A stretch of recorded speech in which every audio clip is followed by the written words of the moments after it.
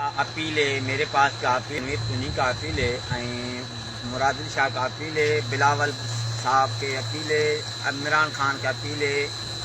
ते लोगों का गांव का असांजा मकान छोड़ा के वही माना गीता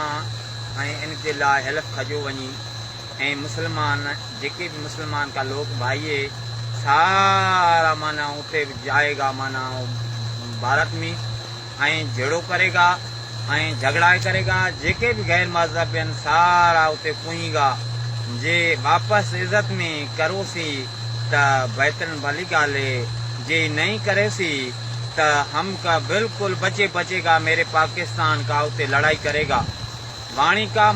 गैर मजहब का बिल्कुल उते मारेगा नहीं जान छोड़े सू यो जो आहे इनसे के माना असा जो चवण अर्ज है ते मना ये वापस जीता इनके सीमा के वापस जल्दी चलाओ वही 5 दिन की मोहलत दिनी है तुम्हारे का पास लोग मुसलमान है कलमी जे है कुरान जी है तो वापस कराओ ये वापस नहीं कराओ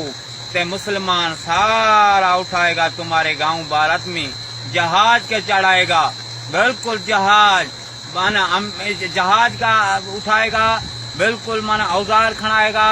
बिल्कुल जिथे भी मंदिर किया है सारा मंदिर क्या खत्म हो गया वाणियन का नहीं छोड़ेगा केटी शाह बेले का मैं हार्फ जतो ये ऐलान करेगा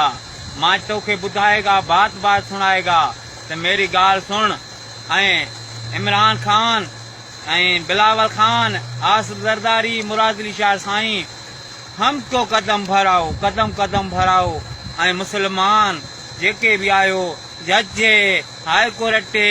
जेकी भी है कदम खयूं वही गैर मजहब से शादी क्यों की है असा कुरान के कलमी के नहीं छोड़ेगा बिल्कुल कलमी के नहीं छोड़ेगा असा जो क्यों जुल्म की है क्यों असा जे खड़ी हुआ है असा जी गांव में वापस चलाए ये वापस नहीं चलाएगा तो कदम खयूं वींदो वाणियों किथे भी है कश्मीर है सखर है कोटिया है बलोचिस्तान है सिब्बी है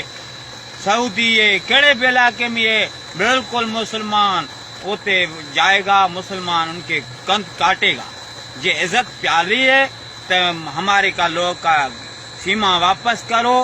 जे सीमा के वाणी से शादी करे थी तो मेरे साथ ही शादी करे वो भी मां बलोच भाई है मुसलमान तो है